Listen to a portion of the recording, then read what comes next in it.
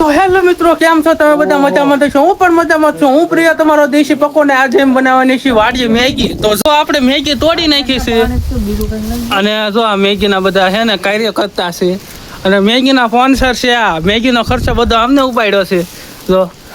અને એમાં શું છે એલા કુરકુરિયા જો આમાં પણ મેગી છે અને આને કહેવાય કુરકુરિયા. અને આ તોડે છે મેગી મસાલો. અને જો આ તમને રસોઈયો બતાડું. આ છે રસોઈયો, બહુ સરસ મજાની મેગી બનાવે છે. તો તમને બતાડું જો આ આપણે શું આવી ગયું છે, થોડુંક કસરું આવી ગયું છે મસાલો. થોડુંક કસરું ઉડીને આવ્યો છે, પણ કાંઈ વાંધો નહીં. આને છે ને મસાલો કહેવાય, અમારે દેશી ઓલામાં આને મસાલો કહેવાય. ઉડીને આવે આ મસાલો જો તેમ ખાલી.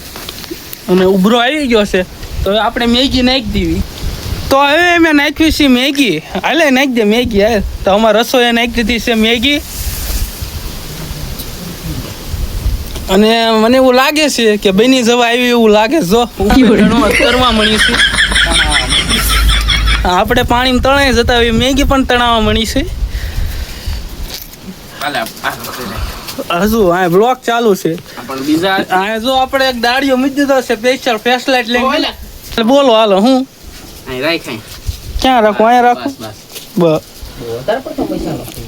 અને ઓલા પણ તમે જોઈ શકો છો મેગીના મસાલાને એવું તોડીને કમ્પ્લીટ હે ને જોરદાર મસાલો બનાવે છે. તો કોને કોને મેગી ભાવે છે કોમેન્ટ કરી દીજો. કેમ તો એટલે આવી ગયો છે મસાલો? ઓય શું હા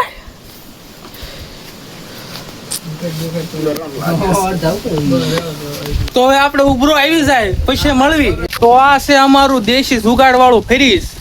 તમે બધા ફ્રીજનું પાણી પીતા હોય, પણ આ છે અમારું દેશી જુગાડ વાળું ફ્રીજ. આમાં જો આપણે બાટલો હોય એમાં તમે મોજું ચડાવી દો ને પછી પાણી ભરી નાખવાનું અને આખું મોજું પાણી વાળું પલાળીને પછી આવું કંઈક આમ ઝાડું બાડવું અથવા કંઈક ખાટલે બાટલે છે ને તેમ ટીંગાડ દો ને અને પવન લાગે ને એટલે પાણી થાય. ફરીજને હોત પાછું પાડી દે એવું પાણી થાય. હવે આપણે ભાંગવી છે હાંઠિયું, કારણ કે ઘટી છે હાંઠિયું એટલે ભાંગવી પડશે હાંઠિયું.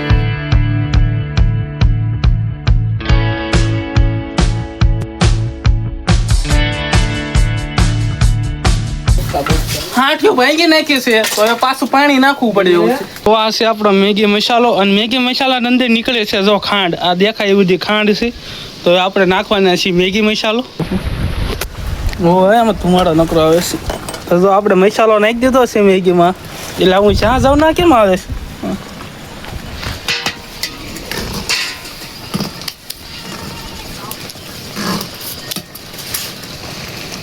તો 2 મિનિટમાં આપણી મેગી હમણાં કમ્પ્લીટ. તો તમે ખાલી મેગીનો કલર જો લાલ ચટાકડી થઈ ગયો છે.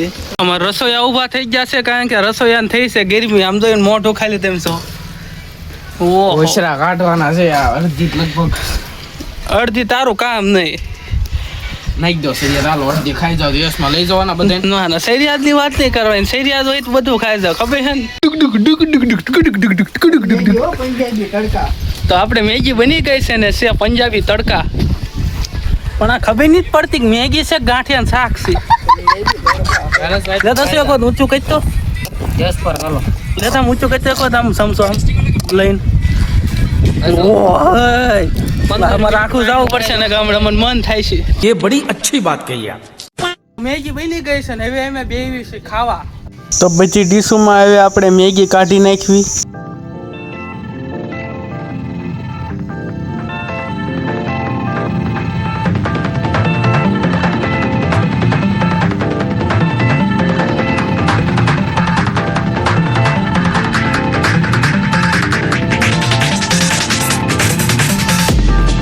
થઈ ગઈ છે ને હું ટેસ્ટ મારીને કહું કે કેવી મેગી બની છે.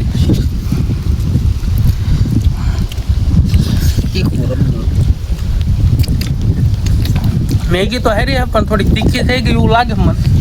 એ આમને મસાલો બનાવ્યો હતો. તને કેમ લાગે છે?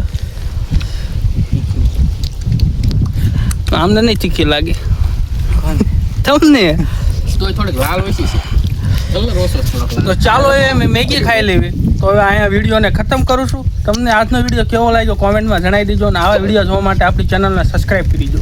તો હવે આપણે આવતા વિડીયોમાં મળે ત્યાં સુધી બાય બાય. જય હિન્દ, જય ભારત. તો ચાલો મેગી ખાવાઈ દો.